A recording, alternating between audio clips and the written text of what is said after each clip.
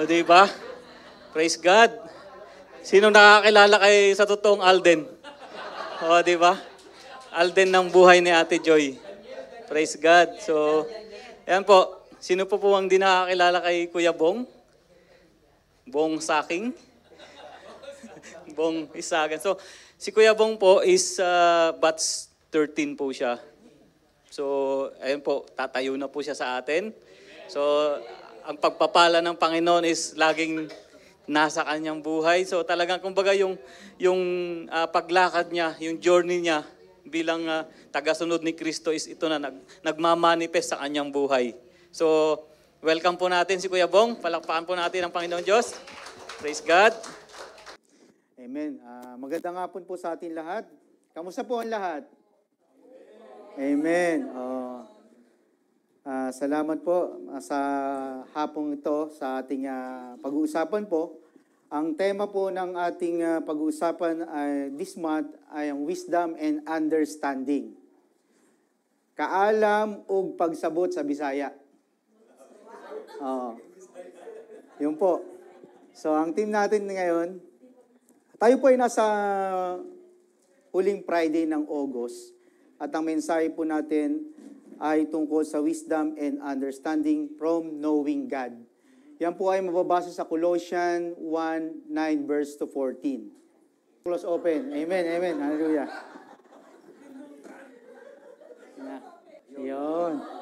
Yun. Paano po ibabalik? Ayan ang pindot. Amen. Thank you, Lord. Imagine po natin for the moment na nakareceive tayo ng letter mula sa ating beloved mentor or spiritual leader. Someone who wisdom to insight, deeply respect. Amen? Imagine niyo po, sino po ba yon? Tumingin po kayo sa katabi natin. Sabihin mo, ikaw na ba yon? Ano po yung unang pumasok sa isip ninyo? Sa liham na ito, sa Colossians 1:9-14, ay binahagi niya ang kanyang taus-pusong panalangin para sa iyo na nagpapakita ng kanyang pinakamimithi para sa iyong espiritual na paglago at pagpapalakas. Ito ang makikita natin sa talatang ating pag-aaralan ngayon. Amen. Si Apostol Pablo ay nasa bilangguan, hiwalay mula sa pananampalataya sa Colosas na hindi pa niya personal nakikilala sa kabilang ang kanyang mga kalagayan. Siya ay sumulat may labis na lalim at pagmamahal. Amen? Ang kanyang salita ay hindi lamang formalidad, ito ay isang banal na plano para sa pamumuhay ng isang buhay na ganap na nabago or transformed by Christ. Amen po. Familiar po ba kayo dito? Gaya po ni Apostol Pablo, tayo din po dito sa GUM, meron tayong weekly intercessory prayer every Wednesday, 7:30 ng gabi. Ang IP o intercessory prayer natin o panalangin ng pamamagitan ay isang uri ng panalangin kung saan ang isang tao ay nananalangin para sa kapakanan ng iba. Tayo po ay nagdadasal para sa ating mga kapatid at sa iba pang mga tao, tulad ng mga may sakit, may problema, o nangangailangan ng patnubay. Sabi po sa Santiago, 5:16 ng Santiago, kaya nga, ipagtapat niyo sa inyong mga kapatid ang iyong mga kasalanan at ipanalangin ninyo ang isa't isa upang kayo'y gumaling. Malaki ang nagagawa ng panalangin ng mga taong matuwid. Okay. Ang mga verse na ito ay nagpakita ng panalangin sa ibang tao. Panalangin ng mga pastor o ang ating mga kapatid na pananampalataya o ang ating mga ninuno. Lalo na kung mula sa matuwid na tagapamagitan ay maaaring magdulot ng kasagutan mula sa Diyos sa mga pangangailangan at sitwasyon. Ang panalangin ni Pablo para sa mga taga-Kolosas, at ang intercessory prayer natin ay nagpapakita ng mahalagang aspeto ng pananampalataya. ito po ang ating key verse ngayon. Basahin po natin ang sabay-sabay, hindi po sablay-sablay. Okay. Tagalog po. Pwede po tayo sa Tagalog or English. Tagalog. Kaya't mula nang marinig namin ito, patuloy naming idinadalangin ng Diyos. Sana'y naunawaan niya.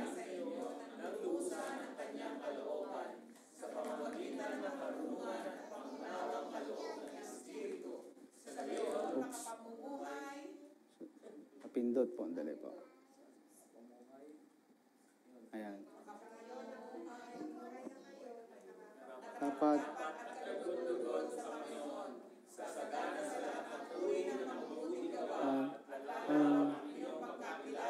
sa inyo. Sa inyo.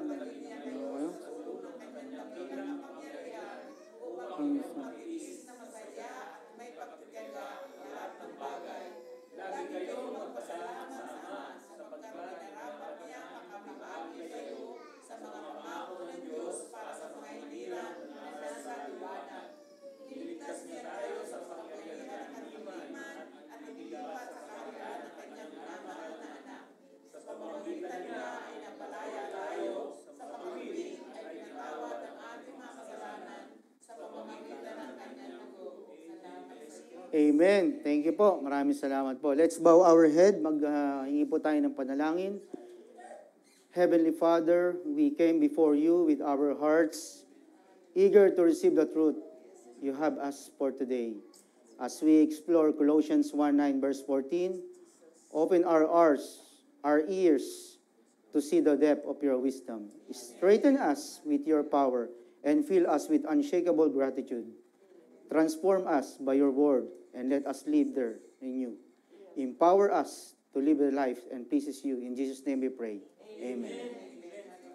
Kala ko nandiyan si Kuya Lawrence, kaya English yung ano.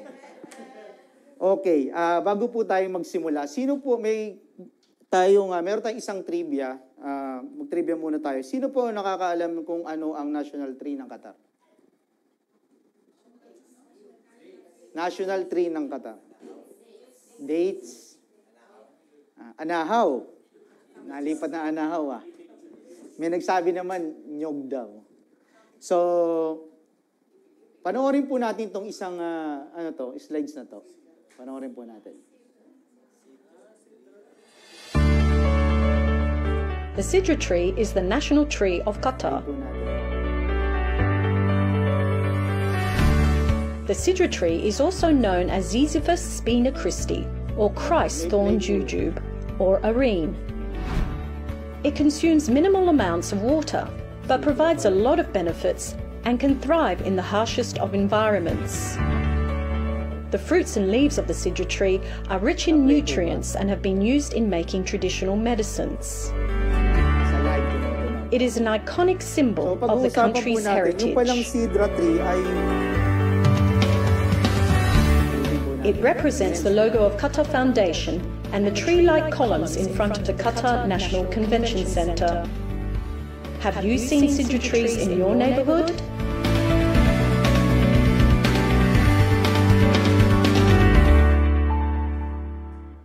Amen. Amen po. Amen. So, ang Sidra tree, meron po siyang, alam niyo po ba na meron palang 4 na similarity o pagkakatulad ang Sidra tree na nilalaman sa Colossians 1:9-14. Okay? Una po, itong resilience and strength o yung katatagan at lakas. Sabi sa Colossians 1:9-14, ang panalangin ni Pablo para sa mga taga-Colosas ay naglalaman ng kahilingan para sa spiritual na lakas at pagtitiis. Katulad ng Sidra tree, nagtatagal at umulad ang matinding kapaligiran. Ninanais ni Pablo na ang taga-Colosas ay mapalakas at magpatuloy sa kanilang pananampalataya. Amen? Pangalawa po, ito pang spiritual growth and fruitfulness. So, yung paglago ng spiritual at pagiging mabunga. Tayo pong mga Kristiyano kasi ay dapat nagbubunga. Meron kasi mga Kristiyano, hindi nagbubunga, nagbubunga nga. So, magkaiba po yun. Amen. So, yung Colossus 1:9-14, nanalangin si Pablo na ang taga-Colosas ay magbunga sa bawat mabuting gawa at lumago sa kanilang kaalaman sa Diyos. Katulad ng papel ng sidra tree, sa pagbibigay ng kontribusyon sa kanyang kapaligiran at pag-aalaga sa paligid nito. Yung pong ikatlo ay nurturing and protection. So, ito yung pag-aalaga at proteksyon. Sa Colossus 1:9-14, ang panalangin ni Pablo ay humingi ng banal na suporta at pag-aalaga para sa mga taga-Colosas, upang sila ay magkaroon ng pasensya at pagtitiis sa pamamagitan ng kapangyarihan ng Diyos ay mayahambing sa kung paano ang sidra tree ay nagbibigay ng proteksyon sa kapaligiran. At yung huli po ay itong gratitude and provision. Ang sidra tree pala ay kumakatawan sa isang pinagkukunan ng pagpapala. Sa isang disyertong tanawin na nagpapakita ng halaga, ang pagkakilala sa pagpapahalaga sa ganitong biyaya. Amen? Sa Colossus 1:9-14 din, ipinahayag ni Pablo ang pagpapahalaga para sa inheritance o mana at kaligtasan ng mga mananampalataya. Sa pamamagitan ni Kristo na binigyan din ang kahalagaan at pagkilala at pagpapahalaga sa banal na pagkakaloob ng ating biyaya. Ito yung the fruits and leaves of the cedar tree are rich in nutrients and have been used in making traditional medicine o yung herbal.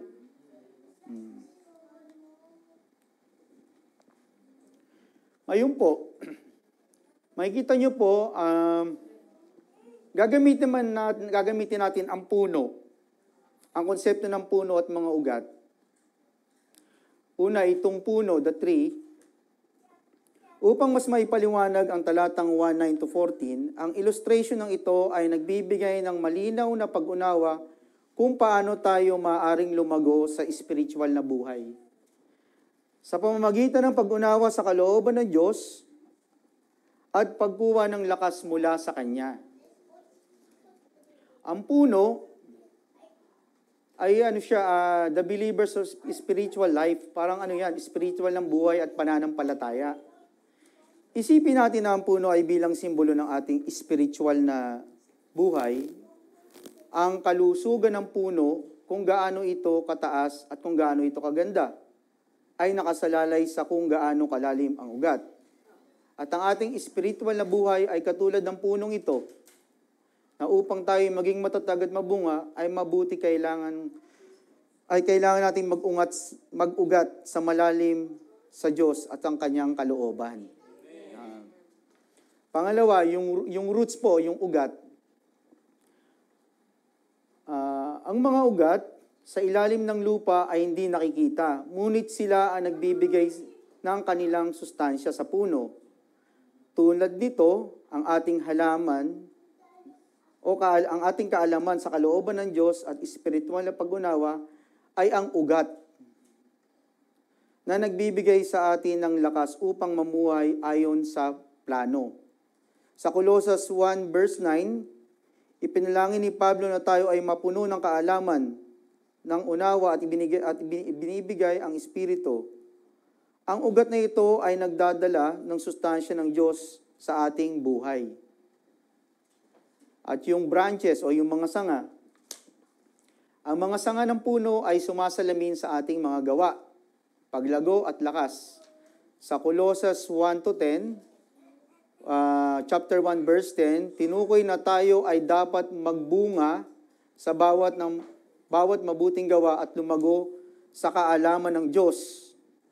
Ang mga sanga ay nagdadala ng bunga at nagpapakita ng resulta sa ating spiritual na buhay. Ang pag-ugat sa Diyos ay nagbibigay sa atin ng kakayahang magbunga ng mabuting gawa at magpatuloy na lumago sa ating pananampalataya. Amen. Yung apat po, yung fruitful life and thanksgiving. Ang mga bunga ng puno ay katulad ng resulta ng ating buhay. na nakaugat sa Diyos. Sinasalamin nito ang buhay na nagbubunga ng mabuti sa puso ng pasasalamat. Tulad ng binibigyan din ng Colossus 1-12, ang mga bunga ay patunay na ating espiritual na kalusugan at ating pagkakaroon at tunay na pasasalamat sa Diyos para sa kanyang pagpapala. At yung huli, sunlight and water, God's strength and joy. Ang sikat ng araw ay tubig, at tubig ay mahalaga para sa paglago ng puno. Actually, hindi lang po puno, pati po mga halaman. Okay? Nakatulad ng puno, kung paano ang lakas at kagalakan ng Diyos ay mahalaga para sa atin. Sa Colossus 1, verse 1:11, sinabi na tayo ay pinapalakas ng kapangyarihan ng Diyos upang magkaroon tayo ng pagtitiis at pagtagal. Ang sikat ng araw ay tubig ay nagbibigay sustansya tulad ng Diyos ay nagbibigay ng lakas at kagalakan sa buhay. Amen? Amen. Tulad ng isang puno na umaasa ng matibay na ugat, magtagumpay at magbunga. Tayo ay tinatawagan na magpakalalim ang ugat sa kaalaman ng kalooban ng Diyos upang magbunga ng mga mabuting gawa. Sa Colossians chapter 1, verse 9, kahit mula nang marinig namin ito, patuloy naming idinadalangin sa Diyos na sana'y ipaunawa niya sa inyo ng lubusan ang kanyang kalooban sa pamamagitan ng karunungan at pangunawang kaloob ng Espiritu.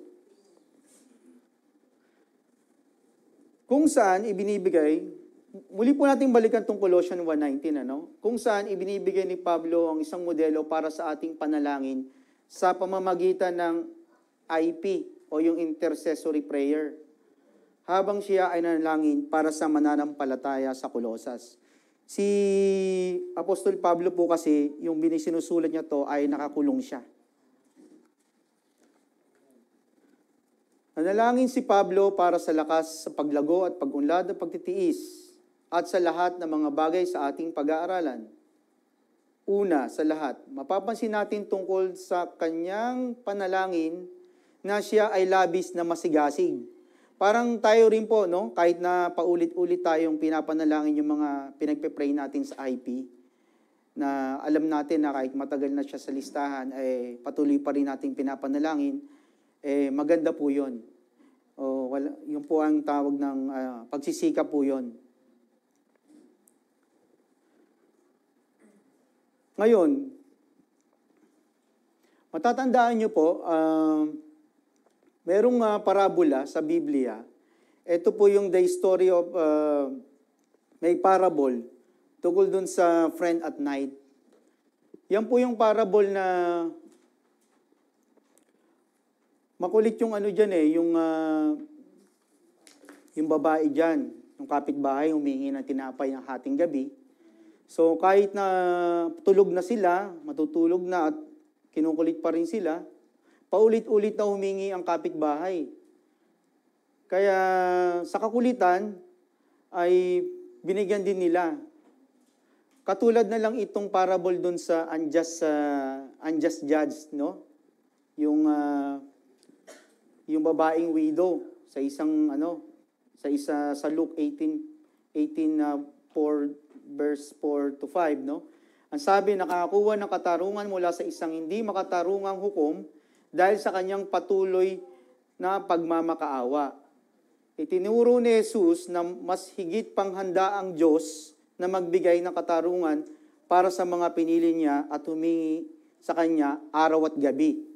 So dapat daw araw at gabi tayo humihiling sa Panginoon. Meron po akong testimony. Ang anak po namin si Enzo ay 12 years old na. Magto 12 years old na siya. At siya po ay may autism. Alam naman ang lahat.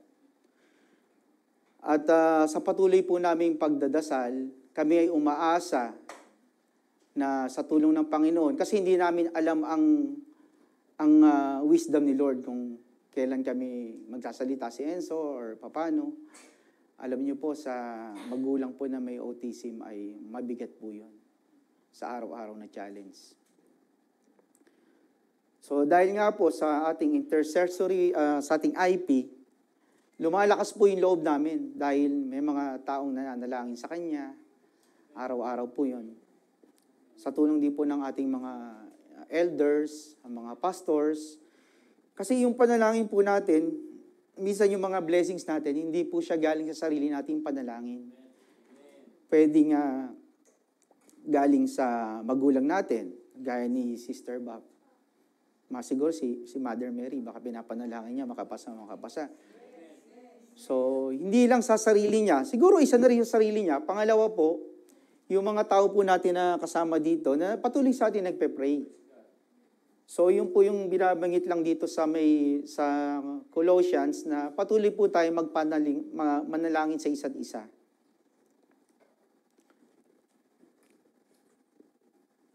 Sabi po sa Colossians 1:9, "For this reason, since the day we heard about you, we have not stopped praying for you. We continually ask God to fill you with the knowledge of His will through all the wisdom and understanding that the Spirit gives." So kagaya po ni sinabi natin, so patuloy lang po tayong manalangin at sigurado po na tayo ay didinggin po ni Lord. Yung palang manalangin si Pablo para sa pananampalataya sa Colosas at para sa atin. Ang kanyang panalangin para sa tao ay mapuspos ng kaalaman or knowledge. Ang salitang kaalaman sa Grego ay epignosis. Nakikita niyo po dyan. Sa Greek word po yan, epignosis. Na nangangahulugan ay complete or accurate knowledge. O ang kaalaman ng katotohanan, knowledge of truth. Ang kaalamang ito ay nais ni Pablo ay para sa Colosas ay may dalawang qualities o dalawang kalidad. Kaalamang kasamang karunungan at pangunawa. O yung knowledge includes wisdom and understanding. Napansin mo ba na hindi lahat ng kaalaman ay nagiging karunungan at pangunawa?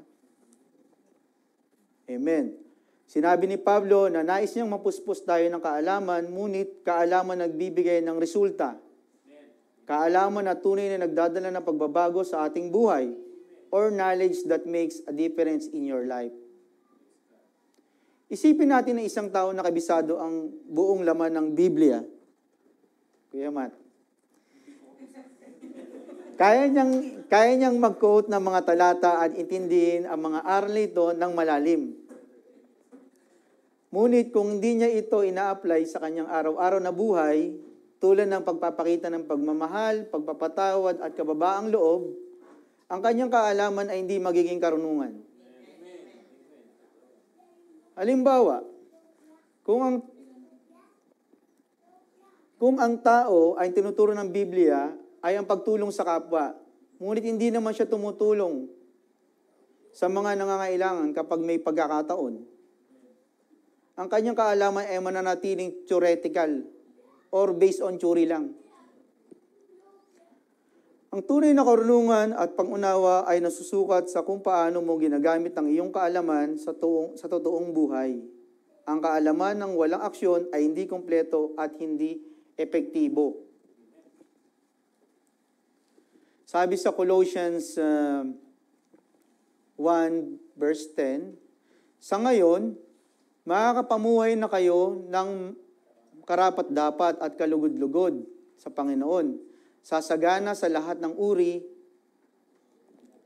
ng mabubuting gawa at lalawak ang inyong pagkakakilala sa Diyos." Amen. Amen. Sa mga susunod na verses, hikayatin ni Pablo ang mga taga-Colosas at isabuhay ang kanyang panalangin para sa kanila. Ipaliwanag niya kung ano ang maaaring mangyari kung sila ay mapupuno ng kaalaman, karunungan at pangunawa. Tinatawag natin itong mga posibilidad ng panalangin ni Pablo.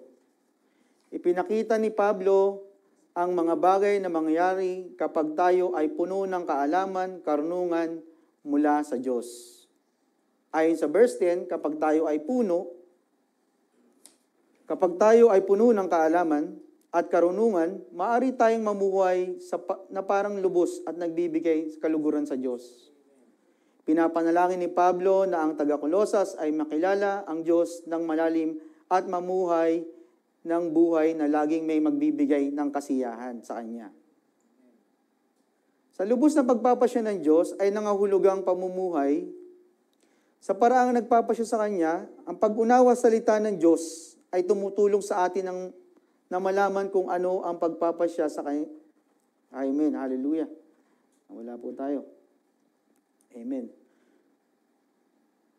Amen. Ang pag-unawa. Okay.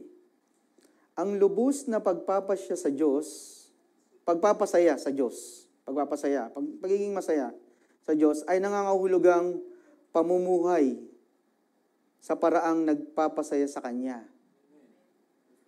Ang pag-unawa sa salita ng Diyos ay tumutulong sa atin na malaman kung ano ang nagpapasaya sa Kanya upang maisabuhay natin ito araw-araw. Hallelujah. Thank you, Lord. Thank you.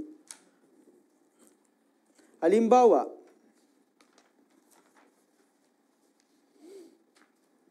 kung mahal natin ang isang tao, mas gusto natin na makilala ng mabuti dahil gusto natin gumawa ng bagay na makakapagpasaya sa Kanya. Parehas na rin po ito nung pag nanliligaw tayo, no?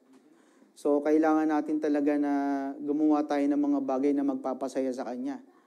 Para, siyempre, makuha natin yung matamis niyang di ba? Yung oo niya. Yung po. Yung kay, ibang naman po yung kay Ate Joy.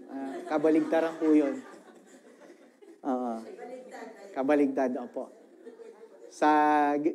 Basahin po natin sa Galatia 5:22 ng Galatia. Subalit ang bunga ng Espiritu ay pag-ibig, kagalakan, kapayapaan, pagtiyatiyaga, kabaitan, kabutihan, katapatan, kahinahunan, at pagpipigil sa sarili. Walang batas laban sa mga ganito. Parang na kay Kuya Mat lahat itong mga karakter na to, Kuya Mat. Talagang katapatan, kabutihan, kahinahunan. Amen. Thank you, Lord. Thank you. Ang mga bunga ay salamin na kung sino ka. Sinasabi sa Galatians 5:22, ang bunga ng Espiritu, pagmamahal, kagalakan, kapayapaan, pasensya, kabutihan, kabaitan at katapatan, kahinahunan at pagpipigil sa sarili. Kung makikita mo ang mga katangiang ito sa iyong buhay bilang Kristiyano, at dapat mo itong makita o kahit lahat ng ito. Ibig sabihin, ay nagkaroon ka ng magandang bunga. Nangangahulugan ito na ang iyong karakter ay lumalago, sumasalamin sa nais ng Diyos. May mga kilalang tao sa Biblia na nagpapakita ng kapangyarihan ng testimonya na naglalarawan ng pagbabago ng karakter. Halimbawa na lang naalala niyo ba si Pablo, si Paul? Si Paul ay dating, persecutor siya . Tigahabol siya ng mga Kristiyano nung araw sa panimula. Hanggang sa na-encounter niya, isang matapat na alagad si Paul ng mga Pharisees, di ba? Hanggang sa na-encounter niya si Lord, at sinabi niya sa kanya, nakakita siya ng mga malakas na liwanag at narinig ang tinig ng Panginoon, sinabi niya, Saul, bakit mo ako inuusig? Ang karanasang ito ay nagdulot sa kanya ng matinding pagbabago at siya ay isang pangunahing apostol na nagpapatotoo sa Ebanghelyo ni Jesus sa iba't ibang dako. Pangalawa, si Sakeo. Naalala niyo si Sakeo, yung maniningil ng buwis? Si Sakeo noon, nung after na tinawag siya ng Panginoon, ay ibinalik niya yung kanyang nadaya. Ibinalik niya. Oo, yun ang wisdom ni Lord. At hindi lang yun, hindi niya lang ibinalik. At sinabi pa rito, binalik niya ng ilang beses. 4 na beses. So, 4 na beses niya binalik yung mga kanyang siningil na buwis. At yung huli natin ay si Joseph. Si Joseph na the dreamer, no? Si Joseph the Dreamer. Naalala nyo yung istorya ni Joseph. Siya ay binenta ng mga kapatid niya, pero sa kabila nun ay binago pa rin ng Diyos ang kanyang karakter. Ginawa nun ay pinagano pa siya na makapagpatawad at tinanggap niya uli ang kanyang pamilya. Dito naman po sa Roma, sa 6:22, ngunit ngayong pinalayan na kayo mula sa kasalanan at nagiging alipin na ng Diyos ang natamo ninyong isang buhay. Amen. Ngunit ngayong pinalaya na kayo mula sa kasalanan at naging alipin na ng Diyos, ang natamo niyo ay isang buhay na banal at ang binubunga nito ay buhay na walang hanggan. So, ibig lang sabihin po nito, habang binabasa po ang bagong tipan, nakikita mo rito sa Roma, 6:22, no?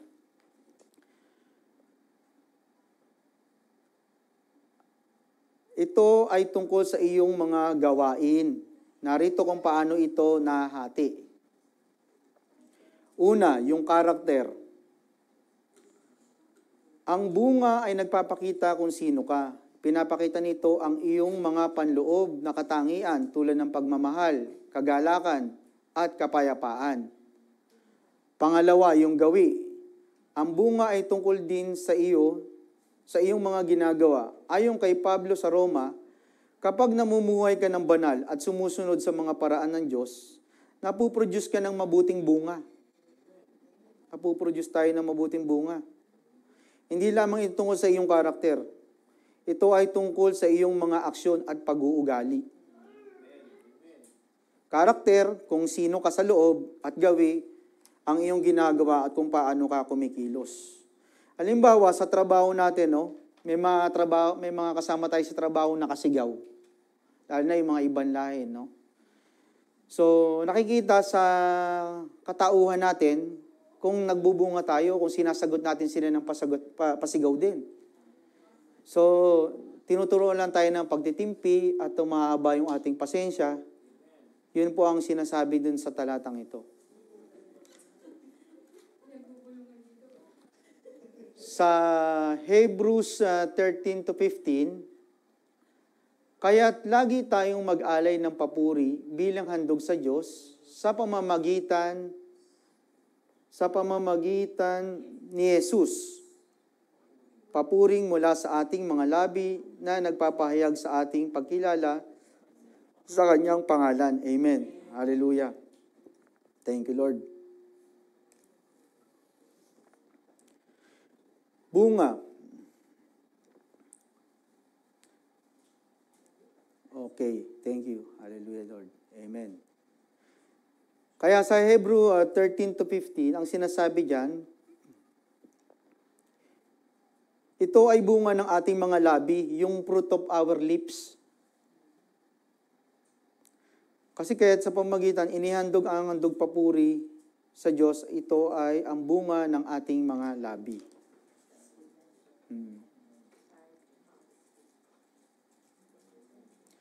Ang bunga ng ating mga labi ay nangahulugang salitang sinasabi natin kapag tayo ay nagsasalita ng papuri at pagsamba sa Diyos. Iyon ay nagpapakita ng pagiging mabunga sa ating buhay. Ang halimbawa naman ng pagiging mabunga, kapag pumunta ka sa simbahan at umaawit ka ng papuri sa Diyos o nagiging mabunga ka, at pagkanta ng choir at pag-lead ng iba, sa pagsamba ay nagpapakita rin ng pagiging mabunga. Ang pagiging mabunga ay hindi lamang sa kung sino ka o yung karakter mo, kung ano ang ginagawa mo, kundi pati rin kung ano ang sinasabi mo o yung pag-uusap. Halimbawa, no, ang pagbabahagi ng testimony during church service ay malinaw na halimbawa ng fruit of our lips. Kapag ikay nagpapatotoo tungkol sa kabutihan ng Diyos, kung paano kumilos ang iyong buhay, hindi ka lamang nagpapahayag ng iyong pasasalamat, kung di nag-iinganyo ka rin at nag-i-inspire din ng iba. Gawain ito ay pagbabahagi at pagpapakita kung paano ang ating mga salita ay maaaring magbunga sa pamamagitan ng pagkakaroon ng positibo at nakatataas na epekto sa ibang tao. Amen? Amen po. Ito po, sa Philippians 4:16-17, ito po ang nababasa sa Tagalog.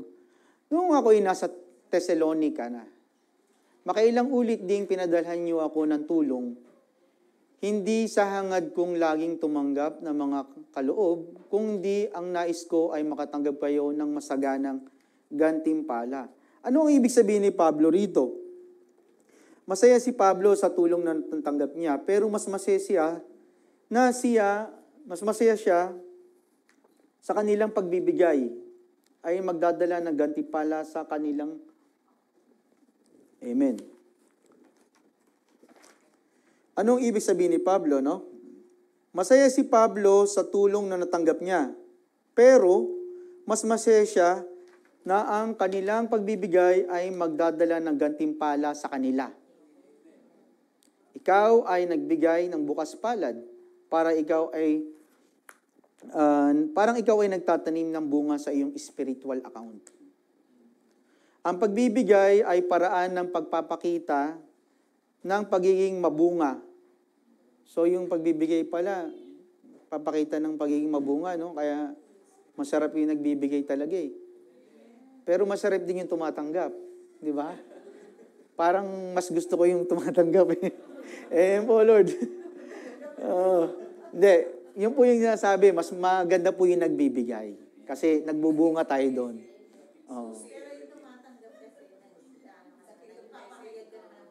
Nagpapahayag ka ng blessings, pinagsasabi mo, no? So, yun po.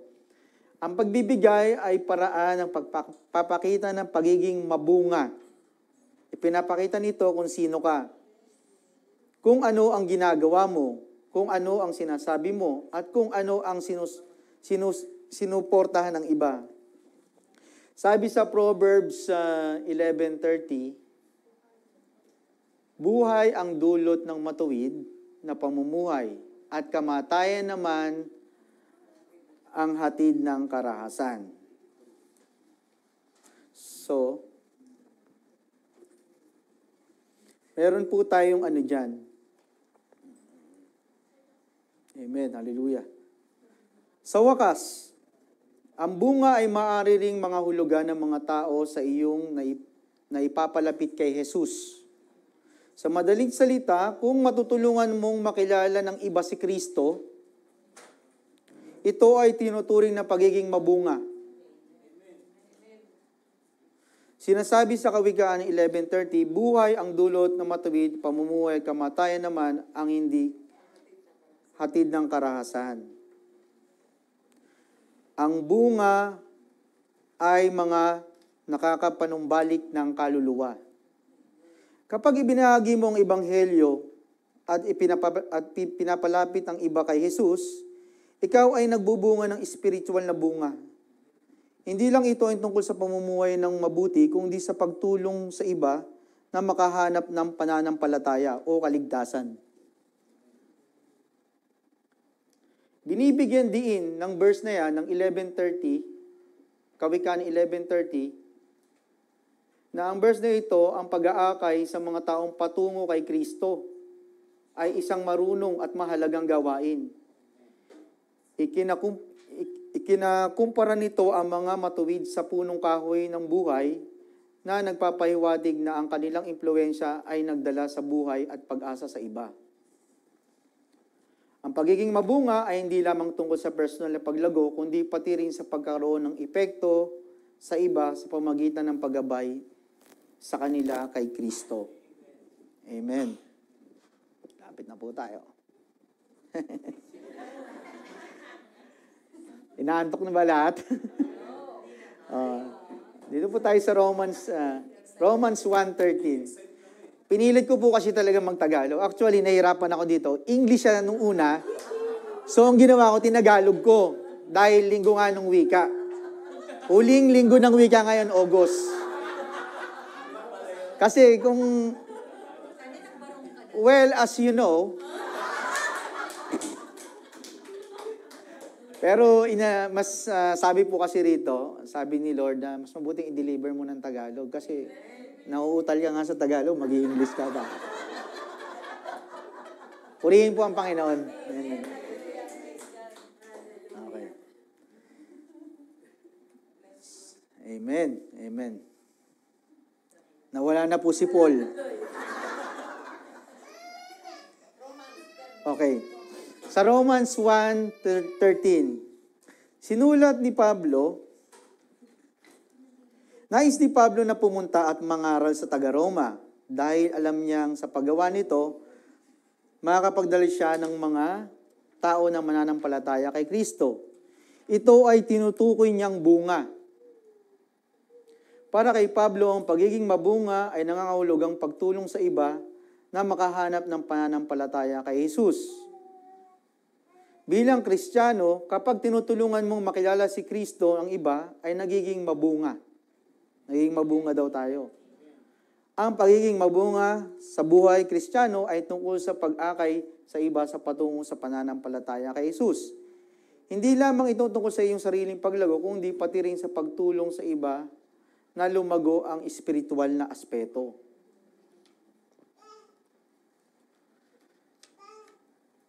Sa Colossians 1:10 na po tayo, sabi rito, so that you may live a life worthy of the Lord and please Him in every way, bearing fruit in every good work, growing in the knowledge of God. Amen. Sa verse 10 na to, sinasabi na ikaw ay lalago sa iyong kaalaman tungkol sa Diyos. Narito ang isang madaling paraan para maintindihan ito. Number 1, paglilingkod at paglago, servicing and growing. Upang tunay na lumago bilang isang Kristiyano, kailangan mong makialam, maglingkod. Ang paglilingkod sa iba ay kadalasan nagdudulot ng mga tanong at hamon na nagtutulak sa iyo na matuto at lumago. Parang guro na nagiging mas marunong sa paghahanda at pagsagot sa mga tanong. Ikaw ay spiritual na lumalago kapag ikaw ay aktibong naglilingkod. Pangalawa, practical na halimbawa o yung practical example, isipin mo ito. Tulad na ng pag-ehersisyo, exercise para sa iyong katawan, katulad ng kailangan mong regular na ehersisyo para manatiling malusog. Kailangan mong maglingkod at makibahagi sa mga gawain para lumago ang espiritual. Sumunod, yung encouragement o yung paghihikayat sa paglilingkod. Kapag hinihikayat ka ng simbahan na maglingkod, hindi lang ito tungkol sa pagtulong sa simbahan. Ito ay tungkol sa iyong sariling espiritual na paglago. Ang paglilingkod ay nakakatulong sa iyo na makuha ang karunungan at pangunawa at tinutulungan kang magpatuloy sa panahon ng pagsubok na may positibong pag-uugali. Ang paglilingkod ay isa sa mga susi ng iyong espiritual na lakas at paglago. Sa ilalim ng pressure, yung pang-apat po. Okay. Sa ilalim ng pressure. Sa lahat ng tao ay naghahanap ng pressure, nahaharap sa pressure at kawalang katiyakan sa buhay. Ang paglilingkod sa Diyos at sa iba ay tumutulong sa iyo na mas mahusay na harapin ang mga hamong ito na mananatili ang masiglang espiritu. Sa kabuuan, ang pakikilahok sa paglilingkod ay hindi lamang nakikinabang sa iba, kundi tumutulong din sa iyong sariling palakas at pananampalataya ang kaalaman tungkol sa Diyos.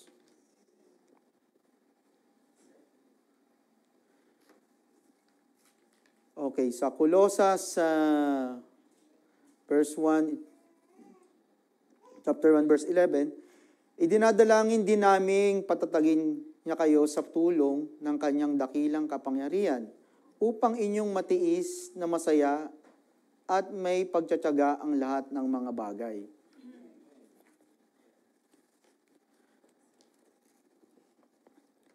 So sa sinasabi ni Pablo sa verse 11, na kapag tayo ay namumuhay ng puno ng kaalaman, karunungan at pangunawa, tayo ay magiging malakas at sa tulong ng kapangyarihang Diyos. Ang lakas na ito ay tumutulong sa atin na maging matiisin at masaya kahit na sa mga mahirap na panahon. Kahit nandoon tayo sa problema, no, yung mga iba sa atin, mga nawawalan ng trabaho, mga mahirap din yun nawawalan ng trabaho. Tapos yung di ka magkaroon ng trabaho, di ba? Walang sweldo, sabi ni ate. So mahirap din po yun. May trabaho, walang sweldo. Parang contradict yun mas mahirap yun. Amen. Hallelujah. Salamat. Nag-demand ka pa talaga na may trabaho ka. Amen. Amen po. Malakas tayo mga...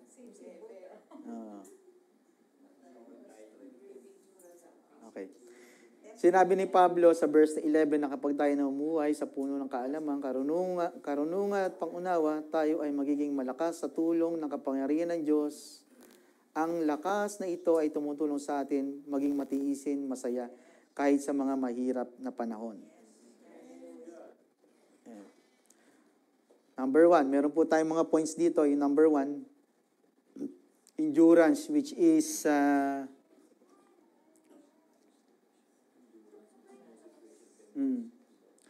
insurance and patience, no? Binanggit ni Pablo ang pangangailangan ng tibay at pasensya. Ang tibay o ang tibay ay tumutulong sa atin na magpatuloy kahit sa mga mahihirap na sitwasyon. At ang pagpapasensya ay tumutulong sa atin na harapin ang mga pasaway o yung mga difficult person, no? Nang hindi nagagalit. Diba? Amen. Yung sumunod po nating points, yung ikatlo, joy in trials o yung saya sa panahon ng pagsubok. Madaling maging masaya kapag maayos ang lahat. Diba? Minsan pag masaya tayo, pag maayos yung buhay natin, masaya tayo, diba? Mas malapit pa tayo kay Lord noon. Pag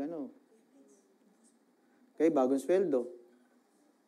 Ngunit kapag tayo ay may saya, kahit sa gitna ng problema, ito ay nagpapakita sa iba kung ano ang magagawa ni Jesus sa ating buhay. Ang saya sa gitna ng mga pagsubok ay isang makapangyarihang patotoo ng pananampalataya. Dahil hindi natin ito magagawa sa sariling lakas, ito ay tulong ng banal na Espiritu. Sumunod po, yung witnessing through and challenges. Okay? Pagpapakita ng pananampalataya sa pamamagitan ng hamon, ang ating mga reaksyon sa mga problema or ang mga difficult person, yung mga pasaway, no, ay maaaring magpakita sa iba kung sino si Jesus. Pakita. Amen. Hallelujah. Ibig sabihin dito,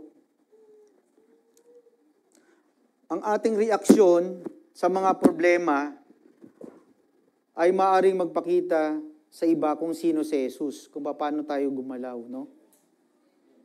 Isang halimbawa na lang dito, no? So, sa tuwing magtatanong tayo sa tsahin ko, kay Pastora Deng, no?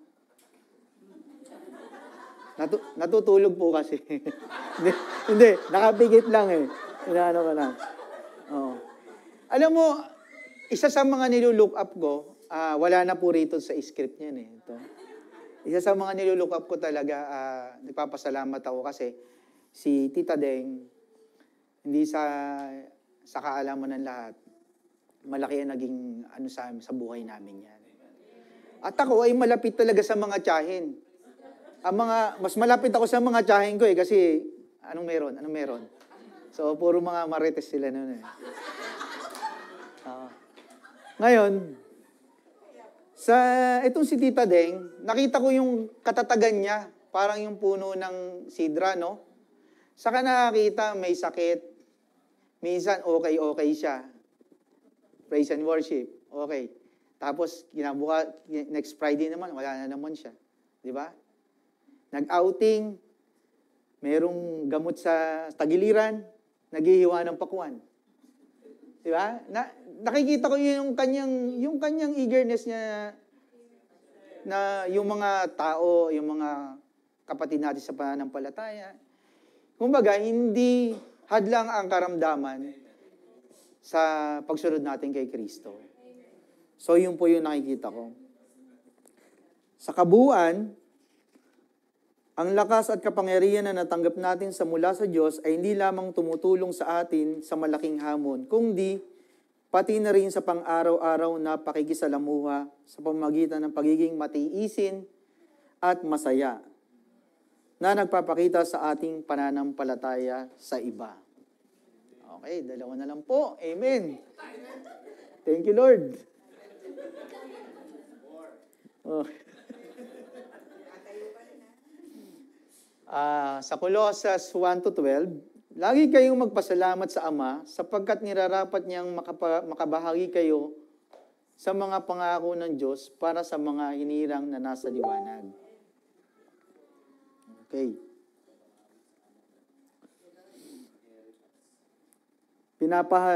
Pinapaalalahanan tayo sa Colossus 1-12, pinapaalalahanan tayo ni Pablo na ang Colossus ay magiging mapagpasalamat tayo kahit sa kabila ng inaharap nating mga problema o pagsubok. Binibigyan niya sila ng dahilan upang maging magpasalamat.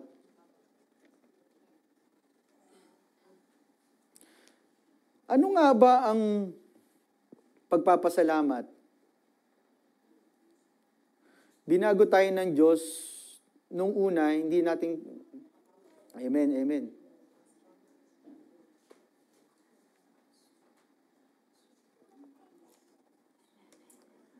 So, sa kabuuan po, magpapasalamat ka sa kamangang-mangang pagbabago ng ginawa ng Diyos sa iyong buhay, binigyan ka niya ng bagong simula at bagong pagkatao, na nagbibigay sa iyo ng kakayahang mamuhay ayon sa kanyang kaluguran at matanggap ang kanyang mga pagpapala.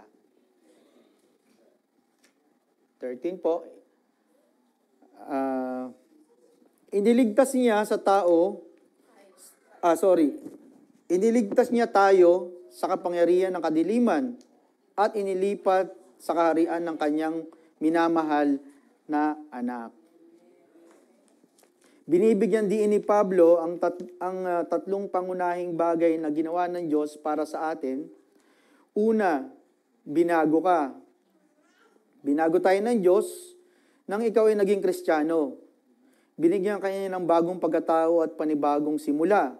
Pangalawa, iniligtas ka. Pinalaya tayo ng Diyos mula sa kapangyarihan ng kadiliman. Ito ay hindi isang proseso. Ito ay isang bagay na nangyari isang beses at magpakailanman nang ikaw ay naligtas. Iniligtas ka mula sa kontrol ng kasamaan. At yung ikatlo, inilipat ka. Inilipat tayo ng Diyos mula sa kaharian ng kadiliman patungo sa kaharian ng kanyang anak. Parang nung mga sinaunang panahon, ang mga mananakop ay nilipat ang tao sa bagong lugar upang hindi na sila makabalik sa kanilang dating kalagayan. Sa parehong paraan, inilagay tayo ng Diyos sa kaharian ng Diyos kung saan tayo ay nasa ilalim ng kanyang pamamahala o proteksyon. So, sa kabuuan, tayo ay binago ng Diyos, niligtas, inilipat ng Diyos sa lugar ng kaharian. Amen. Ito po yung last verse natin, no? Sa Colossus 1-14, babasahin ko po, sa pamamagitan niya ay napalaya tayo. Sa makatuwid ay pinatawad ang ating mga kasalanan sa pamamagitan ng kanyang dugo. Amen. Hallelujah. Thank you, Lord. Madalas tayong magpasalamat sa Diyos para sa mga biyaya at bagay na meron tayo, di ba? At ito ay mabuti. Ngunit, nais ni Pablo na tayo magpasalamat ng mas malalim at tandaan ang ginawa ng Diyos para sa atin sa pamamagitan ng ating kaligtasan at pagbabago. Nandito tayo ngayon dahil sa isang makapangyarihang pagbabago na ginawa ng Diyos sa ating buhay. Minsan, nakakalimutan natin ang kahalagan ng nangyari sa ating buhay, no? Meron lang akong isang kwento. Isipin nyo, nakalimutan ko po yung kwento. May gumanon eh. Ayan na. Na-distract ako. Then nakita ko si Ate Maan. Naalala ko yung kwento niya. Alala nyo yung anak niya ay hinayaan niyang maipit doon sa tren. No? So, ganun ka, pag nababasa ko yun, sa papanood ko, talagang iba ang pag-ibig ng Panginoon. No? Amen.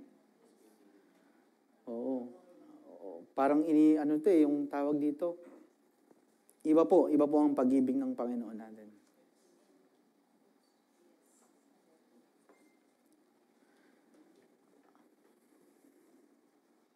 So, ano po yung pangyayari sa buhay mo na naging turning point mo para tanggapin at magpasalamat ng malalim kay Jesus? Ano ba? Di ba? Turning point? Nalipat ka ng QID? Paano? Ha? Okay po. So, ang conclusion na tayo. Thank you, Lord. Thank you, Lord. Oo. True wisdom, basahin ko po yung conclusion. True wisdom comes from God and is meant to shape our character, guide our decisions, and transform our lives from within. Habang tinatapos natin ang ating oras sa pagmumuni-muni sa panalangin ni Pablo para sa mga taga-Kolosas, naalalanin natin ang pagbabagong kapangyarihang karunungan ng biyaya ng Diyos.